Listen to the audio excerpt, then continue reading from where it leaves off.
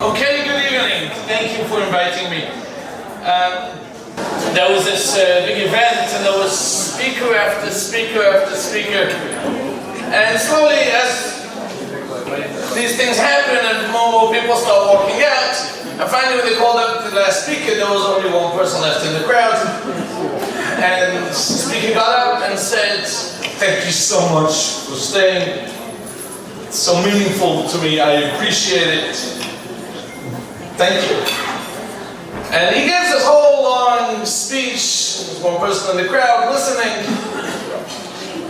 And when he finishes, he goes over to this person and said, "You really touched me. I appreciate it. Thank you so much for staying." He said, "Don't get so touched. I'm the next speaker." So that's my little intro.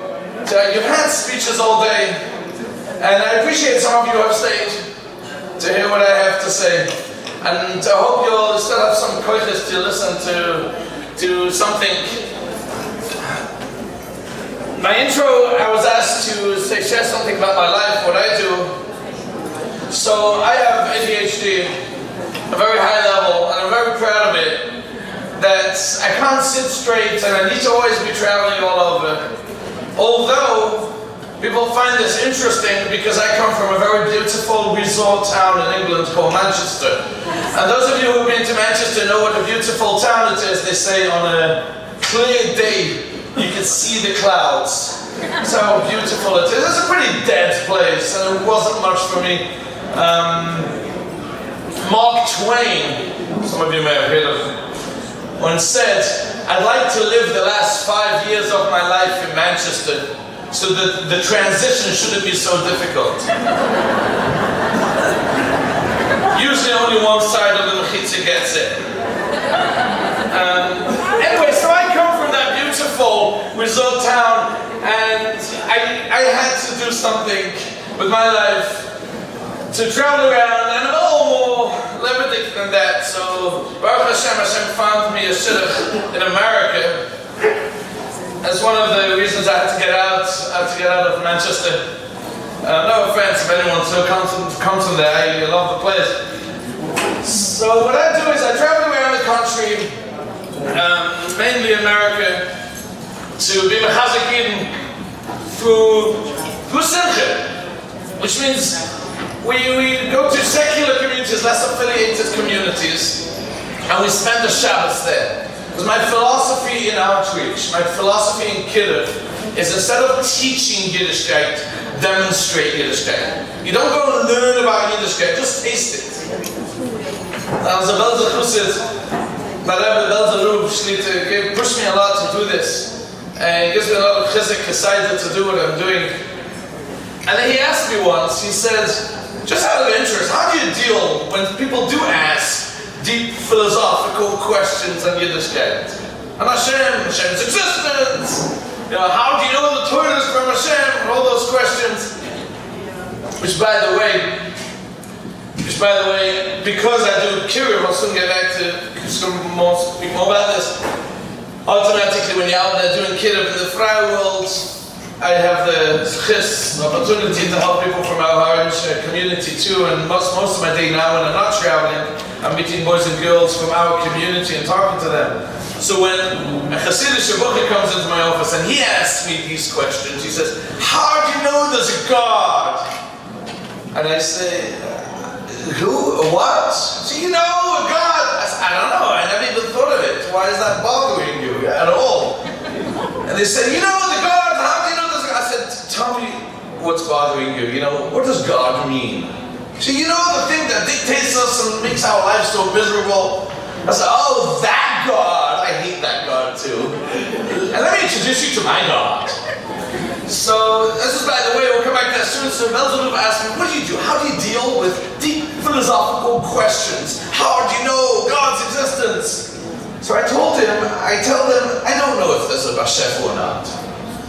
But one thing is for sure, you've never tasted my chulent. I said, "Come taste my chulent, then we'll see if there's a Bashef or not."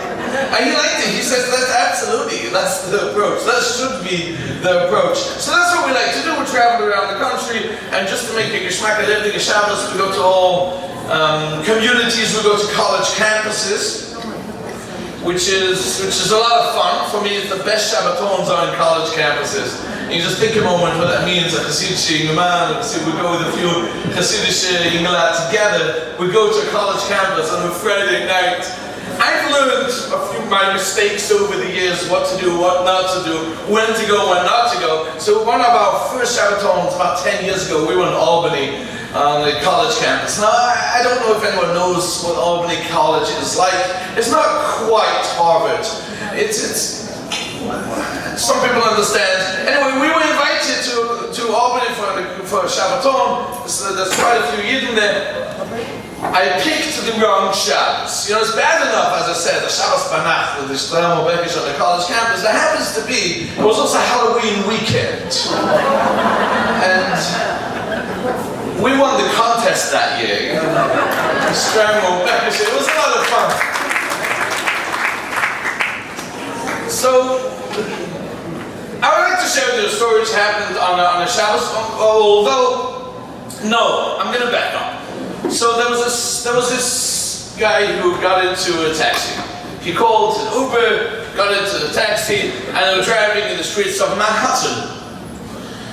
And as they were driving, the passenger wanted to share something with the driver, and he tapped him on the shoulder and says, "Excuse me."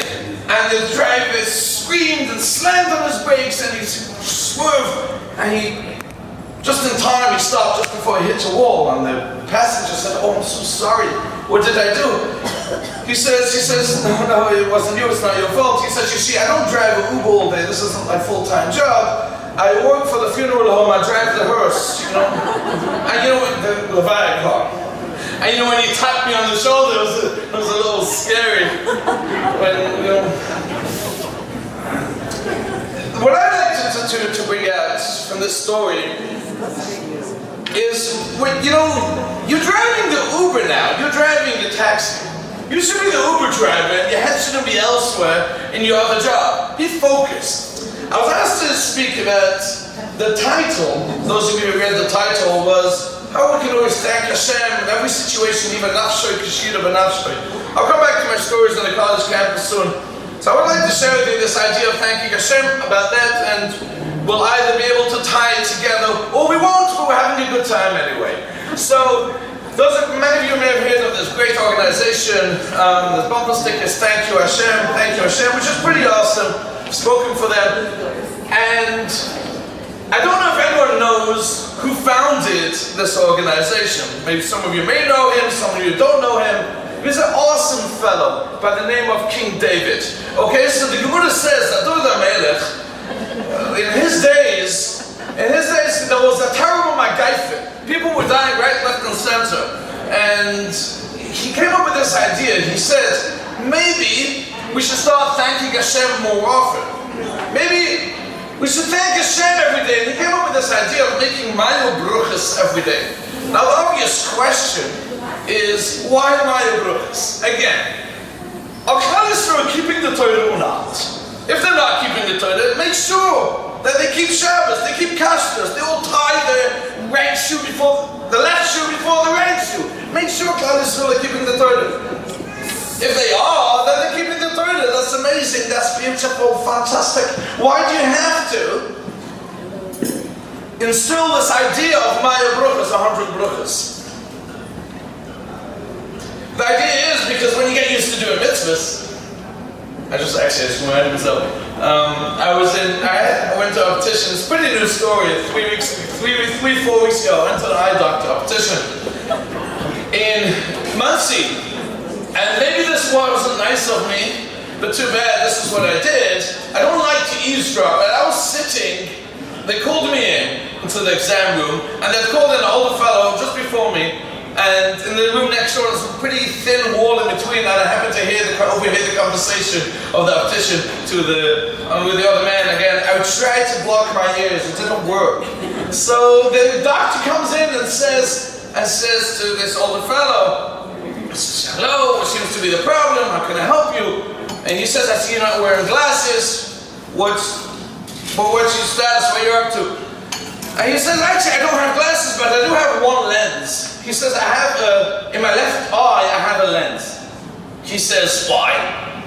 And And so he's answered, and I was sitting the other way listening, and he said, I'll be honest with you, doctor, I don't really know. But years ago, I've always been wearing this lens. Years ago I went to the optician, I guess I had some issue, I think it was like 40, 50 years ago.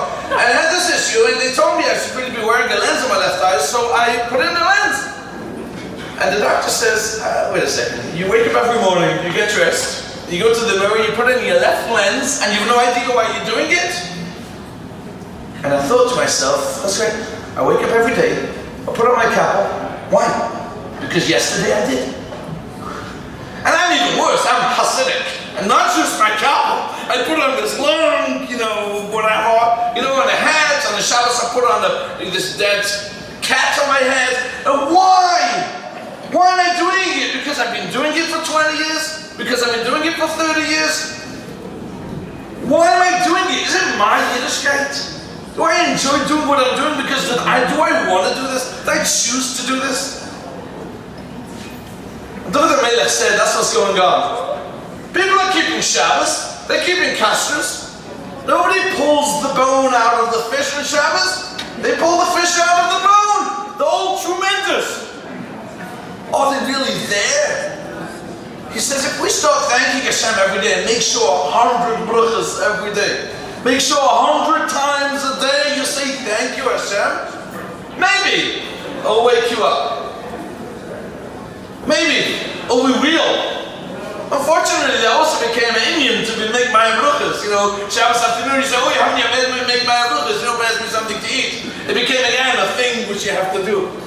It's supposed to wake us up and make us real. Live with Hashem. Thank Hashem. But the idea of thanking Hashem is not just thanking Hashem for all the good things you have to wake you up. Hashem is always there. But the more you thank Hashem, the more you realize that there's so much more to be thankful, even the things which you would never thank Hashem for. You start thanking Hashem for absolutely everything. Say a bracha in the morning, She'usa li kol sorki. Most of us translate it. Thank you Hashem, you gave me everything. That means everything I need, I have. Proof to it is, if you would need something else, you would have it. But it also means, not just everything I need, I have. It also means everything I have, I need. If Hashem gave you something, you need it. You would never get to the place where you are without that. I gave this speech a few months ago, and someone made a bumper sticker for me. Whatever I need, I have. Whatever I have, I need. Think about it. I have everything. Thank you, Hashem. I don't need more. Not just that. If you have something, you need it. So I heard a great story, and I don't know. I'm not so good with names, and I don't know who said the story. I watched it on Torah anytime. I got it on a fax. I saw the story. I was watching this speaker. He was a great speaker. He's probably a Scottish speaker because his father had great stories of the great speakers. And he said he was invited to speak somewhere in South America. And he had to come from a whole week speaking tour all over America. And then at the end of the week he had to go to South America. He came straight from the airport which he had just landed from Detroit to New York, and from there was flying to South America, and he was so exhausted and didn't have time to relax. I was hoping to get onto the plane, maybe he'll stretch a bit and have some time to sleep on the plane. When he gets to the airport, he takes out his ticket and forgot which airline he's on. He found out he's traveling Spirit, so you may know what that means. Not too much chance to sleep. I was actually once on a Spirit airline flying to one of our locations. I have no idea where to. And the steward or the pilot, they were calling out the instructions, which we all know by heart, of what you do when you're in a plane accident if you land in the water, which none of us are actually going to listen to any of those rules if something happens. So he was saying, talking about no smoking in the lavatory. I think they say it's the only time they use the word lavatory to explain bathroom. Anyway, no smoking in the lavatory. And he he says, it's an interesting line, it was a great line, he said, the fine for smoking in the bathroom is $250, and if you have an extra $250, I don't know why you were flying spirits. So this year, the speaker got on the plane, he was on the Spirit, and what he did, the only thing which consoled him was when he landed, he says, when I land, I have about 6 hours till my speech. He lands, the person who invited him was waiting at the airport to take him to his hotel room. And he was looking forward to his 5 hours nap. He got into his car, Shalom Aleichem, so good to see you. We so desperately need you in our Kehillah. Forget about the speech you're about to give. I want to share with you what happened a few months ago. He said a few months ago there was a terrible tragedy in our community.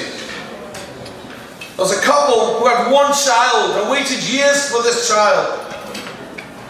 And Baruch Hashem, they had this child and he grew up and got nachas from this kid. And unfortunately, when he was 16 years old, there was a terrible accident. And he passed away. He died from the car accident when he was 16. And the mother hasn't left the room since that happened. She hasn't left her house. She just lost the only child. And there's nobody that can talk to her. She won't let anyone in. She is terribly depressed. And she doesn't want anyone in. But when we told her that you will be speaking in our community, she agreed to talk to you. So we're taking you directly to her house now. He's thinking, go to bed. I haven't slept all week. I know I need to give chizik to this woman. What can I tell her? What could you possibly say? What could you possibly say to this woman? He comes in and sees a Sibarachan lady who isn't even crying, and she hasn't yet shed a tear over her son. As I once heard, someone would help the Kluz of Gerushalayim during the war. And after the war, the Kluz of Gerushalayim asked him, what can I give you? I want to bench you with something. What bracha do you need? And he said, Rebbe, please restore in me the ability to cry. I've lost that ability. So pure. Tears are so pure and we all need it. So she hadn't yet cried. He comes in and starts talking to her and tries, not getting too far. He does all the chizik tricks and says, you know, you were zoiche, you had a child. Wasn't getting anywhere. Till he's tried this trick. And he said, you know, imagine Hashem would come to you, the Royde would come to you 16 and a half years ago and says the following. I have an unbelievable neshama upstairs. I'm looking for a nice, caring, loving family to place him for 16 years. Do you volunteer for this? And he was hoping that's such a good line. He said, imagine Hashem would ask you, I need a loving home for 16 years, are you willing? What would you say if Hashem would have asked you that? And she said, I would have said, absolutely not. No thanks. I'm not willing. To that he answered, well, it's a good thing Hashem didn't ask you beforehand. She smirked, she smiled, and then the dam burst open. She started crying. She started weeping, and she cried like never before. She cried for 4 months. She didn't cry. She gave out all those tears that so desperately had to come out. And Baruch Hashem, that was the beginning of her recovery. This Yid comes out of the house a few hours later and tells his host, if you would have asked me beforehand, do you mind making a stop at this Ibrahim woman's house? If you would have asked me, I would have said absolutely not. Thank you, Hashem, you didn't ask me. Baruch Hashem, you didn't ask me beforehand, so I was zoche to do this. We have to thank Hashem for the things which we would have said thanks but no thanks. That Hashem was mazak us that we could do it. Because we don't understand. My son told me this Friday night, he comes into my room later Friday night, he was upset about something. And his wording was, Hashem betrayed me. 16-year-old boy, Hashem betrayed me. I said, why did Hashem betray you? Because you have no idea why this happened. I said, if you would know why this happened, you'll understand, right? So why did Hashem betray you? By not telling you why this happened? Is that the betrayal? I always like to say, imagine there would be this phenomenon that Aryeh would come down once a week and sit in a famous spot and everyone could come and ask that questions. Once a week, he sits in Shom Shabbos, many people there look like Aryeh, or in Shina's Shul, whatever, evergreen, and someone with a long white beard and he's really Aryeh. No one knows why he has a long white beard, but that's what they claim. I've never seen it. So imagine Aryeh would sit there once a week and everyone will be able to ask that question. Just picture this for a moment.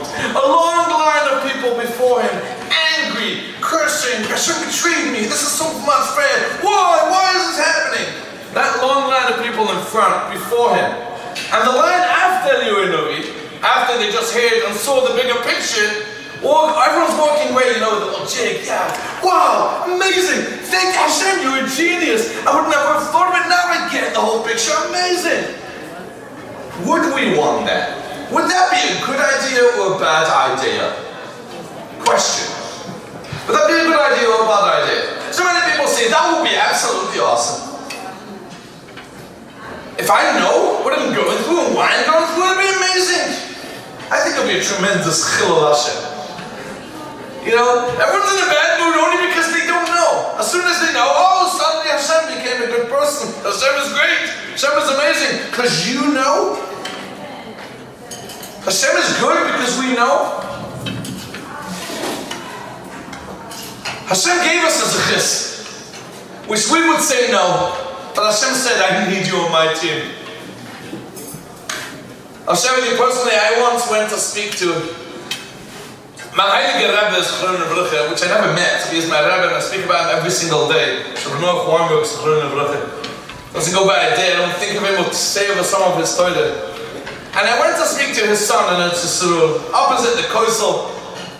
I poured my heart out to him because I was having it difficult in my cure of work. I'm out there all the time for Klal Yisrael, for Hashem.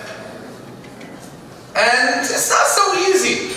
And he said, I'll share with you what happened once with my father. He said a famous Rosh Hashiva once came to him with this question. Now I'm not going to share with you who this Rosh Hashiva was, because for two reasons. First of all, Sebastian Shir is a famous Rosh Hashiva, and also because I have no idea who it is. So he didn't tell me either. He just gave me the first reason. He didn't know. He was at the room. He said this Rosh Hashiva is a famous Rosh Hashiva in Israel. Came to the North Farm, came to his father, and he said, I have a shkafa question. And I can't ask anyone because I'm the Rosh Hashiva, but North Farm, I could ask you. He said, everyone knows me. I give shiurim all day to Bochrim, they're learning, they're steiging. But he has a sick child at home. He said, I don't understand Hashem. If I were to have this sick child, what would I be doing? I would give him more Torah to my Talmidim, making the world an even better place, building more Talmidim. So what's Hashem thinking? Why did he give me this sick child? It doesn't make sense. I'll just be able to help Hashem more. Hashem needs me in the world, and I will be able to help Hashem more. As says, who do you think you are that you are helping Hashem? Hashem can do it without you. He chose you to be in His team. He can kick you off his team. Every day just say thank you Hashem to have the opportunity to be there to help His children. He doesn't need you. He chose you to be part of it. If anyone is zoche to help a Yiddish neshama, someone else's or your own. You're on Hashem's team to help His children. We know that a president could kick anyone out of his cabinet at any given moment. And anyone who is still there after a couple of years, like, wow, thank you, I'm still there. That's amazing. And he gave me this chizuk, and I remember going straight down to the coastal firm's office, and I told Hashem, one thing, keep me on YouTube. I want to be there to help Klal Yisrael come back. If you're keeping me on your team, that's all I need. Don't kick me out. Don't fire me. And the Royde used to teach us that the way you do that is by recognizing that all these are Hashem's beautiful children. You'll have the courage to do this. I'd like to share with you, as I mentioned, one story which we had on the college campus. It was in Buffalo. We go to Buffalo quite a lot. Buffalo, Sunni Buffalo, and we all know there's a famous Gemara with Rish Lakish and Rabbi Yochanan. Rish Lakish, before he became the famous Rish Lakish, who was he? He wasn't a simple bandit. He was the head of the bandit. He was the real deal. And as we know, Rabbi Yochanan was sitting at the lake, at the river one day, and suddenly he saw this guy, diving over his head, a big splash in the water, and Rabbi Yochanan goes, "Whoa, that was impressive, amazing. You should really use your koiches for Torah." And then we know he answered something pretty inappropriate, as Rabbi Yochanan was a very good-looking person, and he said, you can utilize your koiches for something else. And Rabbi Yochanan said, "You know what? I have a deal. I have a sister who's even more beautiful than I am. If you become from, you can marry her." Now, I don't know if this is practical advice for Kiruv, although that's a Gemara says so. Rabbi mentioned before that Esau was really bad. He was done. He was gone. The Gemara actually says, as a practical advice for Kiruv, Yaakov's daughter, what was her name again? Dina. Thank you, Dina. Yaakov's daughter, Dina, was taken away, was captured. And the Chazal teaches why. Because it was a punishment, because he hid, Dina was beautiful, and he hid Dina in a box. So Esau shouldn't see her. And the Lashon Gemara is Shema. Maybe he'll return if he marries her. How old was Esau at the time? Does anyone know? Almost 100 years old. At the time, it was after they had children. He was a twin with Yaakov. If Yaakov was 64 when he arrived at Lavan, usually twins of the same age, and he was 14 years working for Lavan, etc. Says this was the way out of Lavan. He was an old man, like 85 years old. He had already married the woman which produced Alifas, which would have produced Amalek. But he should have given his daughter to Esau, because maybe he'll return. No further explanation. That's what the Gemara says. So coming back to Rish Lakish, so what happens? Rish Lakish, we know he's this strong man, and Rabbi Yochanan was Makarvim, he became the tremendous Rish Lakish.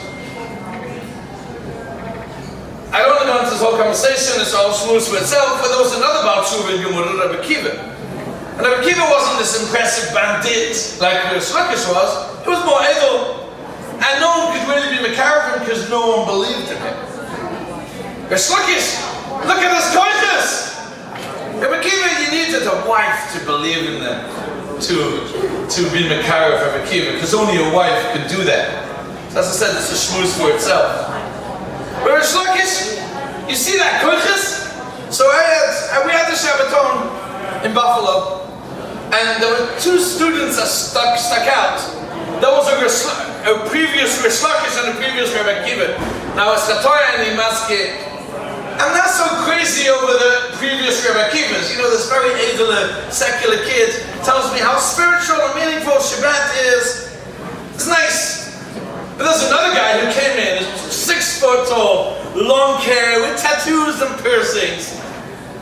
And I just wanted, he's my guy, and I went over to him. We always put the strangle on the head while we're singing, we're dancing, we don't make a living. And he's like, "Rabbi, stay away, I'm an atheist." I said, "You're an atheist, you're my man." And he was a Rish Lakish. And I saw him, he's an atheist, he's angry, something bothers him. And we spent Shabbos together and we exchanged numbers, and he came to my house many times for Shabbos. And I always told him that my children are growing up.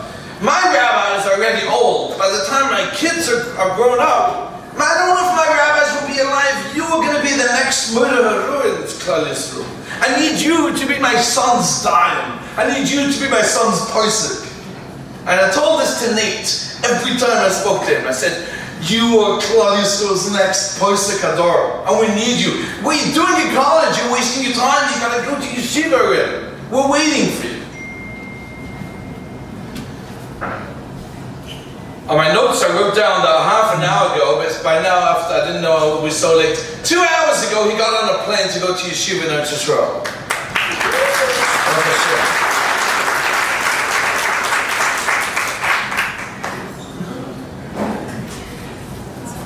If Hashem would have asked me beforehand, do you want to do this? I would have said maybe no. We had a good time in the college campus, and I appreciate that it took years and years. He's now going to Eretz Yisrael. Of course he didn't have money, because there's no money out there. And I said, why should money never be something to stop you from going to learn? Don't worry, go. Tell them to call me if there's an issue with money. Rabbi had all the right to say 2 weeks ago, why is Hashem doing this? What did I try to do, Sachak? I just want to give chizuk to parents. Why is Hashem doing this to me?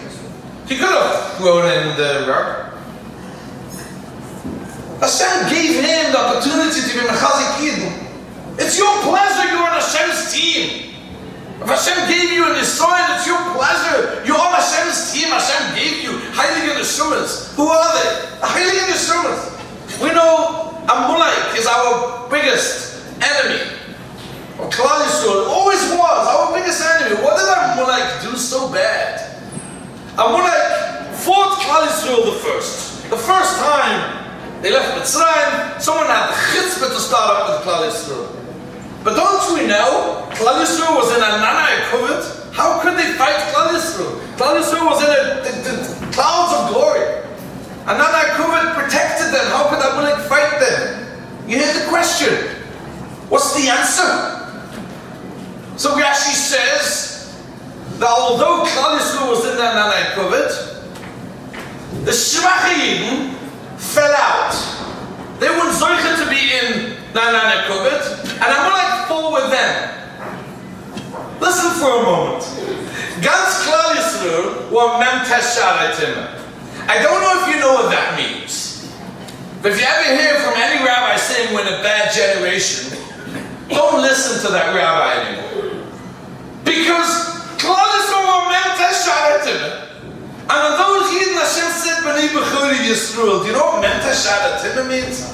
How many levels are there? We think there are 50. There aren't 50. There's 100. There's Nian Shara Kedisha, and then there's Nian Shara Timon. They were 49 in denial, in the red. And Hashem took them out of Klal Yisrael. Those are Heilig Yidden. But what about those that fell out? How could you be worse? What more could they have done? The entire Klal Yisrael were Mem Tesharetim. They were worse. They were the bad Yidden. They fell out. What could they have done worse? I don't know. But they were worse than Mem Tesharetim. And Amalek fought with them. So Amalek, thank you. Those are the lighting guys. Those are the bad Yidden. Please, send them out. Beat them up. No. Amalek is our worst enemy forever. Why? Because he touched our Heilige Yidden. He fought with our Heilige Yidden. And we're zoichet to be on Hashem's team. To be mechazik those Yidden. Yes, you would have said no thanks. And Hashem said, I'm glad I didn't ask you. It should be your pleasure to be there. It's your greatest pleasure to be there on Hashem's team. And we don't need to be rewarded for it, just the fact that you could be there. I'll share with you one quick story I had when I was in yeshiva.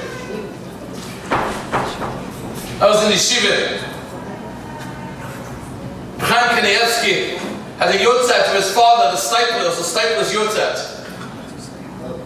And I went to the tziyim. Reb Chaim Kanievsky was a big tzaddik then too when I was in yeshiva. But he wasn't so famous, and it wasn't people pushing around him all the time. He said more than just buah. So I decided I want to go to the Tzion on the day of the Yutzat, and I met Reb Chaim. There was this Komer Minyan, there was just a Minyan there. So I was part of the Minyan, and then I ran back to his shield. I thought we'd have a Minyan Mincha for the Ummah. I ran back just in time when his car arrived. And I actually helped him out. I went to the door and I put my hand there, and he grabbed hold of my arm, and we walked up together to the Ummah. And then Reb Chaim says, he was looking for fire. He wanted to turn on a light, the Lidishmas, his father. So he asked anyone on fire, and I had to, somehow there was a lighter in my pocket, I don't know why. And I had a lighter, I don't know, I was a buch in yeshiva, and I don't know, I found the lighter in my pocket. So I gave it him, and he said, Shkeach. It was beautiful. I was thinking after, imagine his gabbai would tell me, you know, that's really my job, everything you did. And because you did it, I sat down, I relaxed. It was 10 minutes, I had a coffee. You know, maybe I pay you 20 shekel, you know, for doing the gabbai work instead of me. It's my pleasure, it's my honor. I don't need to be rewarded. I was Mishama Shulchan Kanievsky. You see, I remember it 20 years later. It's my pleasure. Hashem gives us the pleasure to be there for Him. Hashem gives us the honor. Whether we like it or not, it's our greatest pleasure. It's our greatest pleasure. And I wasn't given so much time, so I need to tear up half of my paper. Oh, this is so sad. Okay, but I'll just end. I'll end with one quick story about believing in someone. I was a kid very young, Kitta Gimel. How old is Kitta Gimel? I don't know. Kitta Gimel. Thank you. What would we have done without this answer? A kid, a 7-year-old kid in Cheder.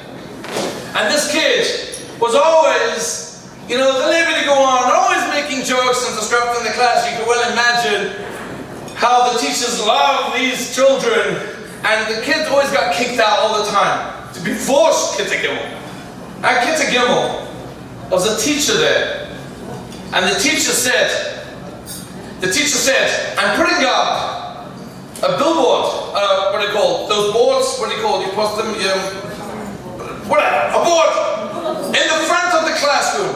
And she said, every day when you come, I want you to tell a joke to the whole class, write it down and post it. You must come with a poster of your new joke. What a genius. And every day that kid came, and we read out aloud his new joke of the day, and she hung it up. That kid never got kicked out again. And I must share with you, I've never said this story in public, and I don't know how many of you remember your Kitta Gimel Rebbe or teacher, but I remember Mrs. Margulis, when she was the only one that said, hey, you have a sense of humor? Utilize it. And it's not for her, I won't be standing here today.